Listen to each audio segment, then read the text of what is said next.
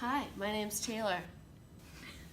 So today we're going to go over the cardiac cycle. Prereqs for this lecture would be make sure you know your heart anatomy and you understand where the valves are. We'll go over it here, but just don't want you guys to be lost. All right, so this one is going to start. This is our P wave. You can follow along with either an EKG or the actual terminology. So this is the P wave, which is also mid to late diastole. So if you're looking at our diagram, this one will start with mid-diastole. So at this point in the cycle, the blue represents your semilunar valves. They are closed.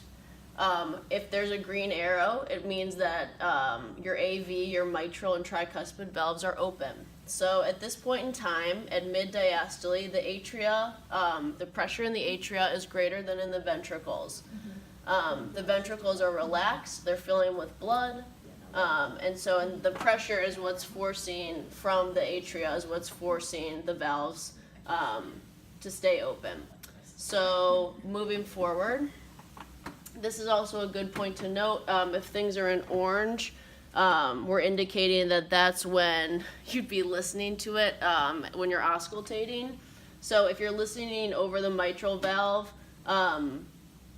during mid-diastole, and you hear a swooshing sound, that can indicate that the valve is narrowed, and it's also called mitral stenosis, is what the patient would be having. Moving forward, also still part of the P wave, but now we are in late diastole. This is also the atrial kick or atrial contraction. So blood is flowing, the valves are open, green arrow. Muscles mean contracting. So the blood is still the last 20% of blood is flowing from the atria into the ventricles. This is also known as your end diastolic volume. Notice these arrows here mean the ventricle is stretching, the Frank-Starling law, so everything needs to be pre-stretched in order to get a good contraction. Notice again, blue, the semilunar valves are closed at this point. We'll move forward. Moving on. Okay, so now we're in early systole. So notice the lub, this is where lub happens, okay? Lub and dub only happen when all the valves are closed. So during early systole, semilunar and your AV valves are closed. The pressure in the ventricle at this point is greater than the pressure in the atria because the ventricles are contracting. So everything's closed, ready to contract.